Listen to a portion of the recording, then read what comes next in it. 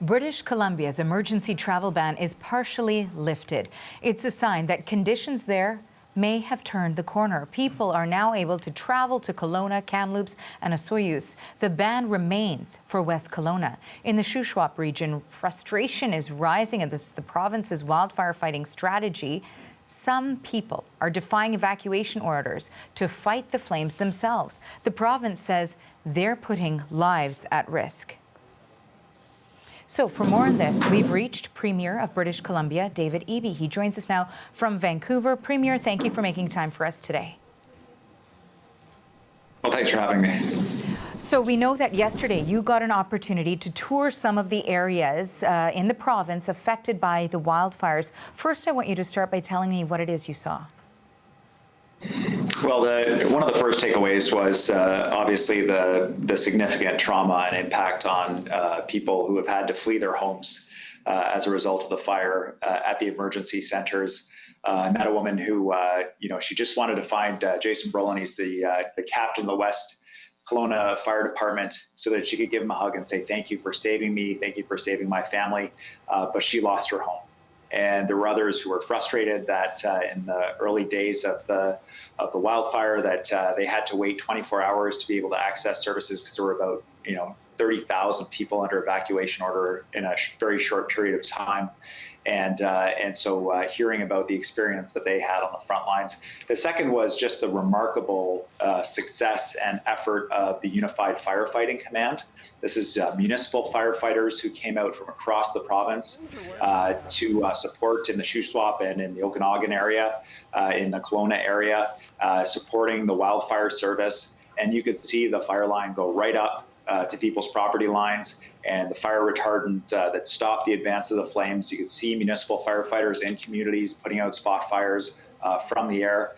Just remarkable work. It could have been so much worse, and everyone's so grateful to the firefighters for leaving their families, for putting themselves at risk, and doing this critically important work. So as we just discussed there, part of what you were able to do yesterday, of course, was to see the devastation, to see the firefighters at work and the work that they had done, and speak with evacuees. And part of your discussions was how people feel that they could be better supported from the province. How is that? Well, I think one of the big takeaways for me was how quickly we were looking to local governments, the regional district, the city, to stand up emergency response centers with provincial support, with volunteers. Our model in the province has traditionally relied very heavily on volunteers. I met a woman at the Kelowna site who spent 38 years helping stand up these sites to respond to emergencies. And it was pretty clear to me that that model may have reached the end of its time. I heard from local leaders how they are suggesting, and I think it's a good suggestion, that we have a year-round emergency response team able to respond even faster and able to take those surges that we saw with this fire, tens of thousands of people registering, looking for support in a very short period of time, and needing to get that response, needing to have that support immediately. It's unacceptable to me that someone would have to sleep in their car waiting for support. And so we have to address this issue, and we will address this issue. We already have the wildfire service. It used to be a seasonal team. It's now running year-round. Our fire season starts earlier and goes later. It's how we were able to support Alberta when they were facing their fires. And thankfully, Alberta is also returning the favor and supporting us right now. But we may have to do the same thing with our emergency response. We're seeing floods, extreme heat, and fire as a result of climate change so much more intense than we've seen historically. We're in a 4-year drought here in British Columbia that's making the fires so much worse. So we're probably going to see more of this. And as a result, we have to look at how we're delivering services to respond to what is essentially a new normal. You know, of course, there is the work that has been done and the remarkable efforts as you've described, but we've also heard from people from Shuswap who are critical of the government's wildfire response. So I do want to share with you a clip from 2 residents who we got a chance to speak with last night. Take a listen to this. Resources are stretched as thin as probably they've ever been. I think in the future, I hope that there's a more, a better coordination and more disaster planning services and communication between all the CSRD and the firefighters and everybody. There's just seems to, it fell apart.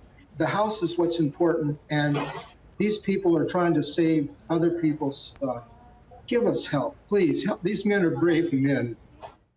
You know, those were two individuals who actually did end up losing their home in that area. There are complaints that the alerts did not come fast enough. The communication was lacking, and they feel abandoned by the province and by the firefighting strategy that is being employed right now. What's your response to those concerns and criticisms? Well, I think it's important for context to understand the nature of the Shuswap. There's a lot of folks there with a lot of knowledge of the local conditions of the bush. Lots of people who worked in the forest industry who have expertise with heavy equipment. Many people who may have worked in firefighting themselves. And so they're retired or they're living in community, and they get an order from the government that they need to leave because it's dangerous. They need to leave their homes, their neighbors' homes, and they know they have that expertise. And so they're really torn about what to do. And I have a huge amount of empathy for that. I can't imagine what I would do placed in the same situation. But the big challenge for the province, for the wildfire service is what we have right now is people staying behind, trying to do things on their own, separately from the wildfire response. It puts them at risk. We've seen remarkable and unexpected fire activity out of this fire. Our wildfire service captured a fire tornado.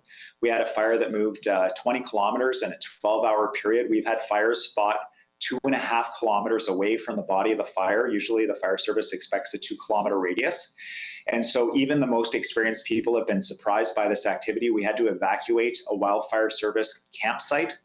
These are experts in wildfire service who set up the campsite in an area where it was supposed to be outside of the fire's range.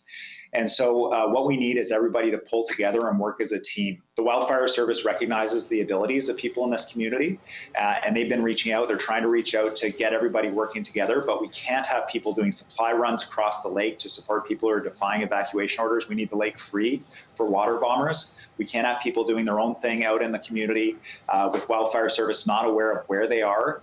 And having to go in at the last minute to rescue them if there's a turn in the fire and not know that they're there. We haven't lost life yet. As far as we know, we want to keep it that way. That's the number one priority. And so I know it's tough and I know it's challenging, but really asking people to work with the wildfire service, not against it.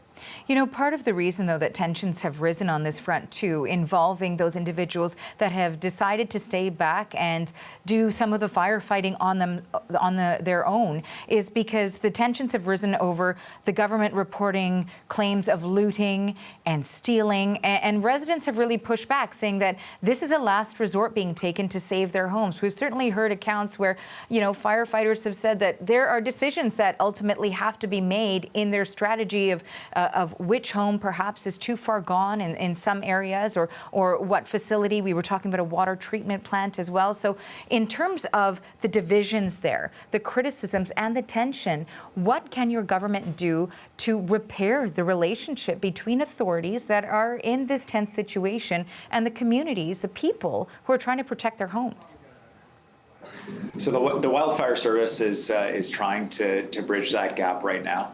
They're reaching out to people. They're trying to find ways to incorporate skilled volunteers into their teams in that area. The challenge that they've seen is they'll stage a bunch of equipment, sprinklers, side-by-sides, other equipment that's ready for their teams. And then they'll go to that site to access that equipment, and it will be gone. And when that happens and there's no communication, they don't know where the equipment is, it puts the firefighters who went to access the equipment at risk, and it puts the entire unified strategy at risk. That's why they're trying to reach out to ensure at least that people are working together. Because people just doing it on their own is not going to be successful. And there are politicians. There's the leader of the Conservative Party, John Rustad, is saying that people should stay behind, defy evacuation orders, and defend their homes. I couldn't disagree more.